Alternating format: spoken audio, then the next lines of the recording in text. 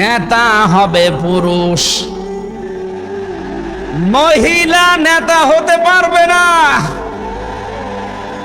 এটা একটু আস্তে বলেন, আমার ভয় করে।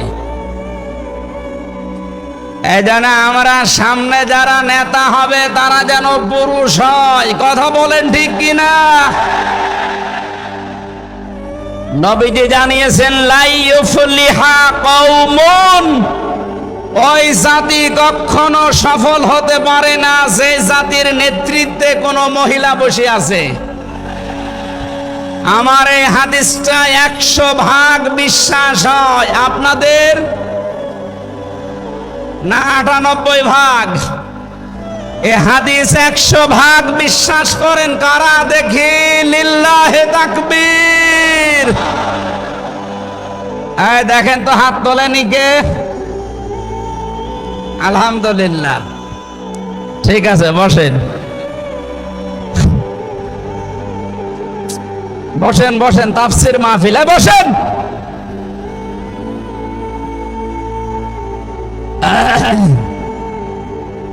এটা যদি আমরা মেনে নিতে না পারি, এই 54 বছরে আমরা যেখানে ছিলাম আরো পেছিয়ে যাওয়া লাগবে। এই জন্য আমরা সামনে এগিয়ে যেতে চাই। কোরআনের সূরা নিসার 34 নম্বর আয়াত, সামনে যদি নেতা হয় পুরুষ মানুষ হবে ইনশাআল্লাহ। আরো জোরে বলেন ঠিক কিনা? 5 নাম্বার পেয়েছি সূরা বাকারা 124 নাম্বার আয়াত, কোন জালেম নেতা হতে পারবে না। আমাদের জাতির পিতা হযরত ইব্রাহিম আলাইহিস সালামকে দিয়ে আল্লাহ উদাহরণ দিয়েছেন। আপনি সূরা বাকারার 124 নাম্বার আয়াতটা পড়ে নেবেন। সুতরাং যারা জালেম হবেন সামনে তাদের নেতৃত্বে আসার দরকার নেই, আপনি ভিক্ষা করে খান। এক কথা বলেন না কেন?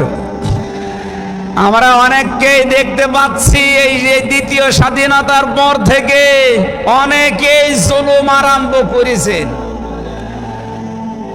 আপনারা থামবেন। আমরা সবাই মাজলুম এই দেশে, শুধু ওই 14 দল বাদ দিয়ে। সুতরাং আমরা এই মাজলুম গুলো যেন আবার জালেম হয়ে না যায়, তাহলে নেতৃত্ব দেওয়ার যোগ্যতা আমরা হারিয়ে ফেলবো। আল্লাহ যেন আমাদেরকে বাঁচান, বলেন আমিন।